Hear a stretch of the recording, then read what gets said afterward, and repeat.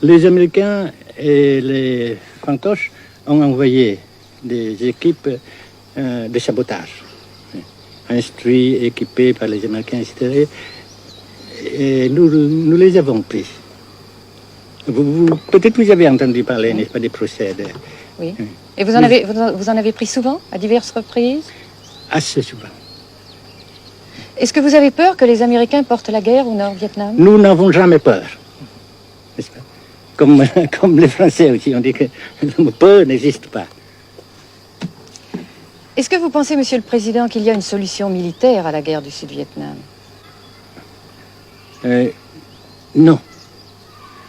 Parce que vous savez que le peuple vietnam, c'est en un. Et le pays du Vietnam, c'est un. Les Américains ont fait une guerre d'agression, comme qui dit, c'est une guerre non déclarée.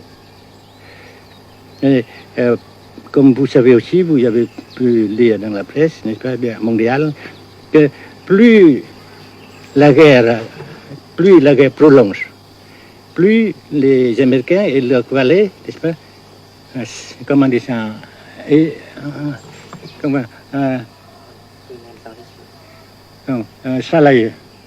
s'enliser, et plus ils supportent des échecs, comme vous savez récemment, n'est-ce pas? Par conséquent, la guerre ne peut pas durer éternellement. Et je suis très heureux que les politiciens haut placés français ont reconnu cela. Vous pensez que le général de Gaulle pourrait en quelque sorte, à un certain moment, arbitrer le conflit? Arbitrer, qu'est-ce que vous comprenez par le mot arbitraire? Nous ne sommes pas des équipes de football. Mais au-delà des accords de Genève, si je ne me trompe, une idée du général de Gaulle est la neutralisation de tout le sud-est asiatique. Est-ce que c'est une idée qui vous semble intéressante? Comme j'ai déjà dit quelquefois, c'est une idée intéressante. Mais ça dépend encore de la volonté de ces peuples et la manière comment on procède à réaliser. C'est une grande question, n'est-ce pas?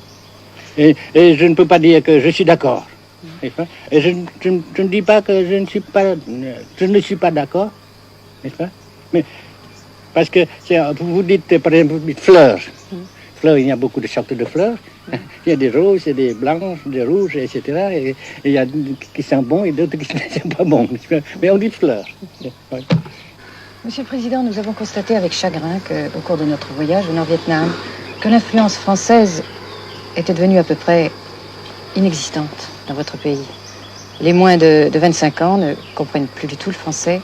Et je me demande si, à votre idée, des rapports peuvent se rétablir tels que la France continue à jouer une sorte de rôle culturel ici. Avec la France, surtout, et avec tous les autres pays. Nous voulons avoir une coopération amicale, culturelle, économique, etc.